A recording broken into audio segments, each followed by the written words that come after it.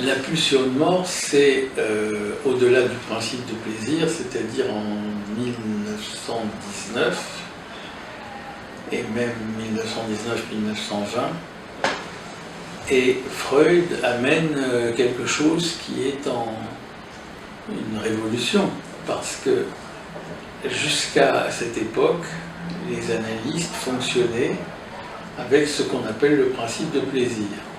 Ça veut dire quoi? Ça veut dire qu'il faut vivre avec l'idée de faire baisser la tension intrapsychique. Et parce que toute excitation n'est pas bonne pour la psyché, il faut la faire redescendre. Bon. Ça, c'est le principe de plaisir. Et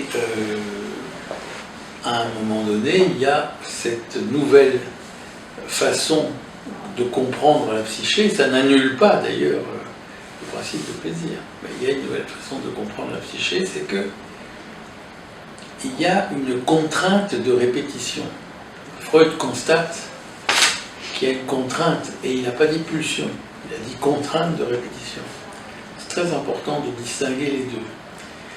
Donc c'est comme, c'est Zwang le mot allemand. Et alors il voit ça dans quoi? Dans les rêves des patients qui avaient fait la guerre, parce que c'est juste après la guerre. Donc vraiment des situations très désagréables que le sujet répète. Et puis il voit ça dans surtout le petit enfant de Sophie. Mais Sophie, justement, elle est décédée à la fin de la guerre. Bon, enfin, il voit l'enfant jeter une bobine, et puis la ramener, la jeter, la ramener. Et dans un sens, on ne parle pas encore de pulsion de mort. Dans un sens, on est dans une forme d'élaboration. L'enfant cherche à substituer à l'absence de sa mère une bobine pour, au fond, s'habituer à son absence et puis jouer avec, donc ne pas être angoissé. Et c'est plutôt sympa, c'est plutôt, enfin, on est admiratif que l'enfant ait inventé ce jeu pour, en quelque sorte, figurer l'absence et le retour de sa mère. Donc, on n'est pas là encore dans l'idée de la pulsion de mort.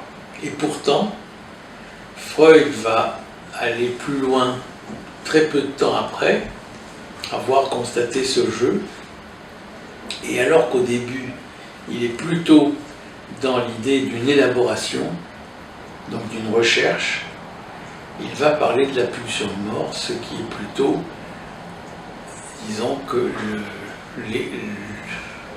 la façon de fonctionner de la psyché, la façon de fonctionner est plutôt du côté d'une annihilation, d'une extinction de toute élaboration, justement. C'est plutôt même une régression. Et on peut dire que bon, c'est une conception plutôt où la mort est dans la vie. Il y a de la mort dans la vie. Et j'ai pensé, moi, que, par exemple, cette pulsion de mort, on pouvait la relier au fait qu'on dit des humains qu'ils sont les plus lents à se développer, puisque combien de temps faut-il? 20 ans, 30 ans, et peut-être toute la vie, pour être dans une forme de maturité. Et peut-être que ce rythme lent est en quelque sorte aggravé, si on peut dire, par la pulsion de mort.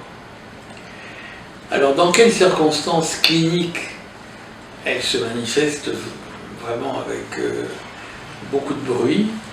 Eh ben, c'est vrai que c'est souvent dans les addictions, dans tout ce qui est répétitif et sans élaboration. Et tout à l'heure, on disait que dans les services, il n'y avait pas d'élaboration, mais les services, ils sont à la pulsion de mort. Hein. Ça, moi, je suis sûr qu'il y a un travail malheureux et tout à fait qui ronge l'envie de faire.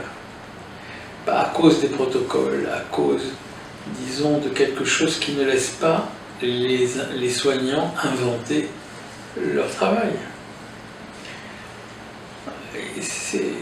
C'est donc cette ambiance de pulsion de mort. Je ne sais plus, la question c'est dans quelles circonstances on peut constater qu'il y a de la pulsion de mort. C'est ça la question.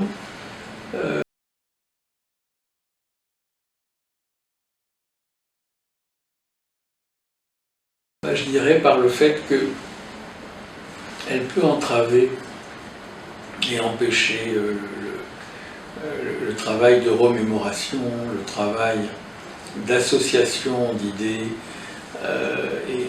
et finalement, c'est pourtant ça, la psychanalyse, c'est d'abord un travail de remémoration, et c'est un travail qui consiste à aller plus loin que la résistance. Freud d'ailleurs a déplacé sa définition, il a commencé par parler de remémoration, mais après il a dit mais non, mais c'est en fait il faut qu'on travaille sur les résistances, c'est-à-dire qu'il y a toujours quelque chose qui fait que c'est un obstacle à la remémoration ou disons un obstacle à la continuité psychique. Et la pulsion de mort, elle s'oppose à ça, hein. C'est sûr, elle fait en sorte qu'elle peut même aller jusqu'à la réaction thérapeutique négative, et qui est quand même une sorte de faillite, d'un échec.